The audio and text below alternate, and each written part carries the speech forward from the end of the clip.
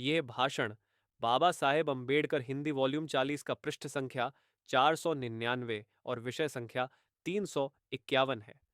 विषय है मनुष्यों के बीच प्रेम और करुणा के आधार पर संबंध जोड़ने वाला बौद्ध धर्म का केंद्रीय सिद्धांत है समता।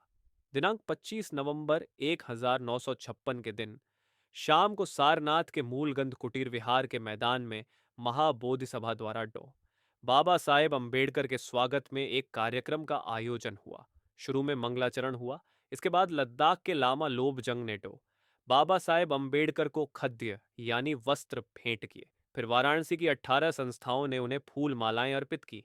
सेवा संगम ट्रस्ट की ओर से ए, ए, शर्मा ने बाबा साहेब अंबेडकर को 2 सुंदर स्वर्ण स्मृति चिन्ह भेंट किए। बाबा साहेब का भाषण सुनने के लिए सारनाथ और आसपास के जिलों से बड़ी संख्या में जन समुदाय उपस्थित था। इस सभा की खासियत यह थी कि यह सभा महाबोधि के बुद्ध विहार के प्रांगण में धम्म स्तूप की छाया में थी। जिस जगह भगवान बुद्ध ने पंचवर्गीय भिक्षुओं को पहला उपदेश देकर धम्मचक्र प्रवर्तन किया, वहीं सम्राट अशोक ने एक स्तूप खड़ा किया था। उसी का नाम है धम्म स्तूप। वहीं बाबा साहेब अंबेडकर ने बहुजन जनता को संबोधित कर अपना आखिरी भाषण दिया। ये एक अभिभूत कर देने वाला और क्रांतिकारी संयोग था। भिक्षु धर्म रक्षक ने कहा, बौद्ध देशों में एक श्रद्धामय धारणा प्रचलित है कि बुद्ध के महापरिनिर्वाण के बाद 2500 सालों बाद भारत में बौद्ध धर्म का पुनरुत्थान होगा। मेरी श्रद्धा है कि जो बोधिसत्व यह काम पूरा करेगा वह आज हमारे बीच बाबा साहेब के रूप में उपस्थित है। इसी सारनाथ में 25 शतक पूर्व 5 भिक्षुओं के सामने एक रविवार के दिन इस धम्म स्तूप की जगह भगवान ने धर्म चक्र प्रवर्तन किया। उसी धम्मचक्र को नागपुर में गति देकर 5 लाख लोगों के हृदय में धर्म का पवित्र संदेश पहुंचाने वाले महापुरुष का आज हम स्वागत कर रहे हैं।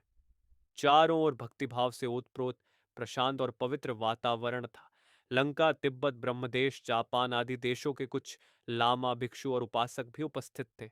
शायद इसी कारण बाबा साहेब का मन भर आया। उनका कंठ रुंध गया। सजल आंखों और रूंधे गले से दिया गया वह एक करुणामय भाषण था।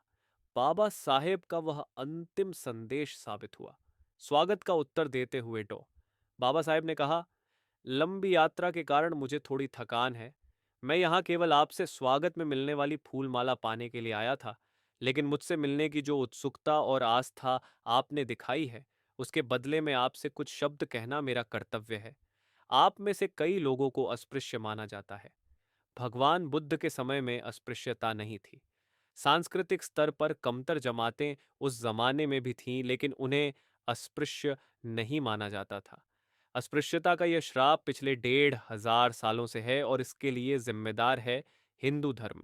अस्पृश्यता हमारा कलंक नहीं है, यह उच्च हिंदू जाति के मस्तक का कलंक है। आज इतने साल हो गए, लेकिन यह कलंक धोने की ईमानदार इच्छा हिंदुओं के मन में कभी पैदा नहीं हुई। हमारे रहन सहन या हमारे काम के कारण वे हमें अस्पृश्य नहीं मानते। हमने सफाई रखी, साफ कपड़े पहने, ऊंचे व्यवसाय किए, मन को निश्चल और पवित्र रखा, निर्भय होकर व्यवहार किया, फिर भी यह हिंदू हमें अस्पृश्य मानते हैं। इसलिए यह हिंदू धर्म हमें छोड़ना ही होगा। भारत में जो बौद्ध धर्म पैदा हुआ और जिसने मनुष्यों के बीच भेदभाव से इनकार किया, उसका केंद्रीय सिद्धांत समता है। अब हमें वही धम्म स्वीकारना होगा। भगवान ने अपने धम्म की स्थापना दुनिया के दुखों का नाश करने के लिए की। अन्य धर्म भगवान और इंसान के बीच संबंध जोड़ते हैं, लेकिन मनुष्यों के आपसी संबंध प्रेम और करुणा के सहारे जोड़ने वाला एकमात्र धर्म है बौद्ध धर्म। बुद्ध ने अपने धर्माचरण का आदर्श संघ के रूप में दुनिया को दिया। उस समाज में जाति पांति का कोई भेदभाव नहीं।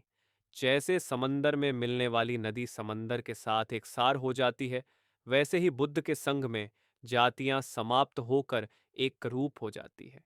आज 1500 साल से हिंदू समाज में सुधार आएगा, समता आएगी, थोड़ी अक्ल आएगी, यह सोचकर हम गांव की सीमा के बाहर बैठे इंतजार कर रहे हैं, लेकिन किसी के दिमाग में सुधार का ख्याल नहीं आया।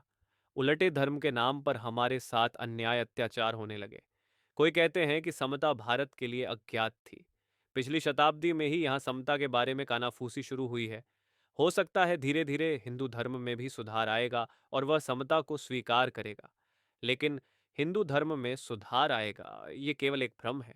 इतिहास गवाह है, 2500 वर्ष पूर्व बुद्ध ने समता का उपदेश भारत को दिया, लेकिन इस देश ने उस उपदेश को दवा देने की नीचता भरा काम जानबूझकर किया और इसके ठीक विपरीत विषमता आधारित हिंदू धर्म को ही प्रभावशाली बनाया।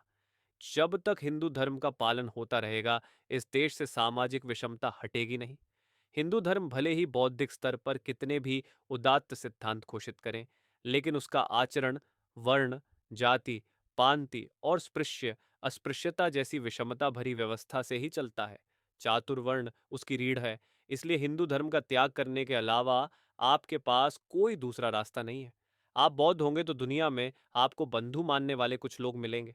आज हमारे देश में जो अन्याय हो रहा है, उसके कारण हम बिलबिला रहे हैं, लेकिन कहीं से हमें सहानुभूति भरा साथ नहीं मिलता, क्योंकि अन्याय करने वाले हिंदू हैं और उन्हीं के कहे अनुसार यहाँ का राजतंत्र चलता है। आप बौद्ध बनेंगे तो विदेशी बौद्ध आपको अपना बंधु मानेंगे, आपकी आवाज का भी जवाब दिए बिना नहीं रहेंगे।